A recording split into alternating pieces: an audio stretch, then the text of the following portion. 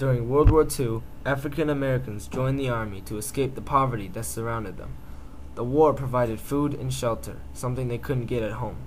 Another reason was that they wanted to be appreciated, and they thought that because they fought with the whites in the war, segregation would end. Their hope came true during the war. It was hard to be segregated when being attacked. As early as Pearl Harbor, blacks have been trying to destroy segregation by showing tremendous patriotism and courage. During Pearl Harbor, when the USS Arizona, a battleship, was sinking and being bombed, a black sailor who was a messman and had no training in combat took control of an anti-aircraft machine gun on the ship and started firing. He did not stop until all the ammunition was emptied. Only then did he abandon ship.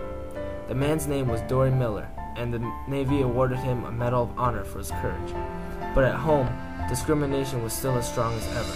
Blacks and whites were separated while training into different regiments, and the black regiments were given sticks instead of guns for training. After the war, minority soldiers returned home only to find a country that still did not give them full rights. Even though discrimination was not completely destroyed, minorities gained a lot of recognition. An analyst said after the war, "It doesn't matter what color you are. You work next to the next guy. Your life depended on him regardless of what color they are." When World War II started, Japanese faced large amounts of discrimination throughout the United States. The Japanese soldiers fighting in the war back in Europe had a getting fair treatment while fighting for the same rights that everyone else is trying to achieve. The Japanese citizens of the United States were not having any better time back in the United States. Many of them were placed into detainee camps and would eventually be released after or sometime during the war. These camps were eventually closed, but not until 1945.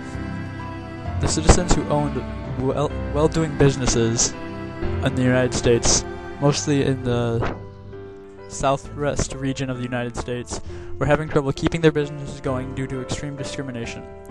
The white people of the United States were jealous that the same people they were fighting back in the West Coast were getting better jobs and better businesses back in their own home.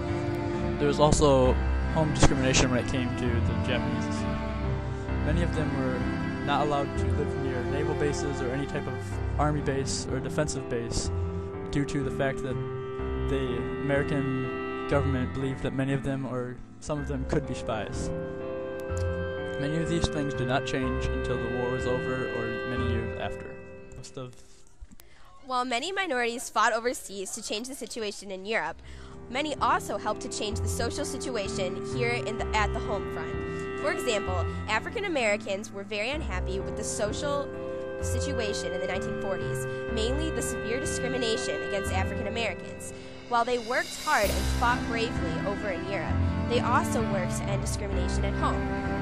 Because of these two aims, they adopted the Double V campaign, the first victory being military victory overseas, and the second a victory over racial discrimination here at the home front.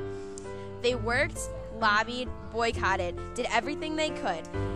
One of their greatest achievements was ending military segregation after the war and raising awareness of their situation. Most whites at that time did not really have a great understanding of African American situation. So, by protesting and raising awareness, they actually were able to gain sympathy for their cause and start the social climate needed for the race riots and civil rights movements in the 60s and 70s.